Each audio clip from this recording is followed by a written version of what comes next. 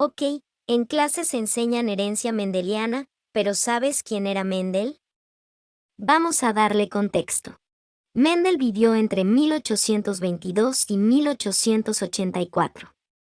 Nació en Silesia, actualmente Polonia. Mendel vivió entre 1822 y 1884. Nació en Silesia, actualmente Polonia, en una familia campesina de escasos recursos. Era buen estudiante, pero aunque no se especificó, se sospecha que sufría de problemas de adaptación y generados por el estrés. Se le permite entrar al monasterio con los agustinos. Le gustaba dar clases, pero se pedía que los profesores fueran certificados. Mendel presentó 2 veces la certificación y reprobó a causa de su estrés. En el monasterio estudió muchas cosas, incluyendo física y matemáticas con Question Doppler, sí, el mismo del efecto Doppler, y más adelante las aplicaría en sus investigaciones. También estudió anatomía y fisiología vegetal. Al final, fue un profesor consumado, era mejor dando clases que dando la misa. En 1854 el abad del monasterio de Brunn le permitió llevar a cabo un programa experimental de hibridación de plantas para determinar la transmisión de los caracteres hereditarios en la descendencia. Mendel escogió guisantes porque tienen gran variedad, son fáciles de cultivar y se puede controlar la polinización. Hizo pruebas con 34 características y escogió 7. Cruzó variedades que tenían caracteres opuestos el uno del otro y encontró que la generación filial 1 mostraba un carácter pero no el otro. Llamó al que aparecía dominante y al que no, recesivo. En la generación filial 2 aparecía el recesivo en proporciones cercanas a 1, 3, 1. Mendel y Darwin eran contemporáneos, publicaron en momentos cercanos. Se cree que Mendel leyó El origen de las especies de Darwin luego de sus experimentos pero antes de la publicación de su trabajo. En la conclusión hay una clara tendencia a relacionar la herencia con la evolución, palabra que usa en varias ocasiones con relación a las plantas. Pero se oponía a la idea de Darwin de que la mejora en las condiciones de cultivo aumentaba la aparición de ciertas características en las plantas, que luego serían sometidas a selección natural.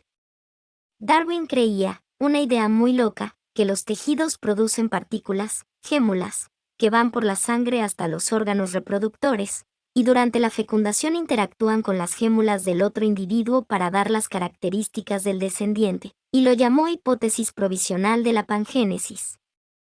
Mendel se ponía las manos en la cabeza cuando se la nombraban. No se sabe si Darwin llegó alguna vez a leer los trabajos de Mendel. Si se sabe por las cartas que Mendel enviaba a Carl Nageli, botánico suizo, que no le gustaba esta hipótesis, la consideraba propia de la ciencia inductiva descriptiva, mientras que la suya, la mendeliana, era hipotética deductiva basada en experimentos y con rigor matemático.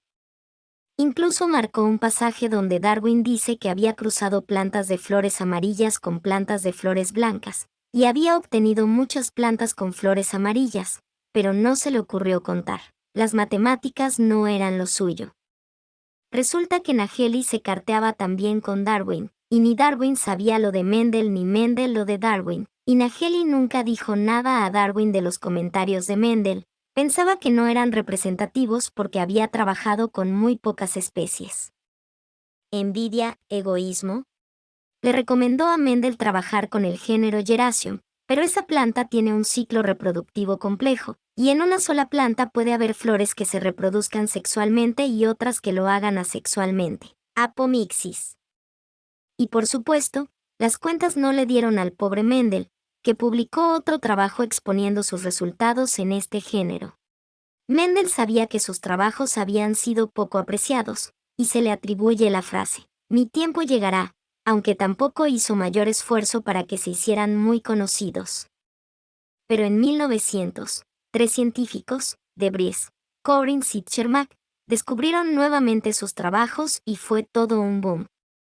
Se pudieron aplicar las proporciones a muchas características en otras especies, incluyendo la humana, y se le dio a Mendel el lugar que tiene actualmente. Pues a Mendel, la primera persona en usar estadística en la investigación biológica, se le considera el padre de la genética clásica.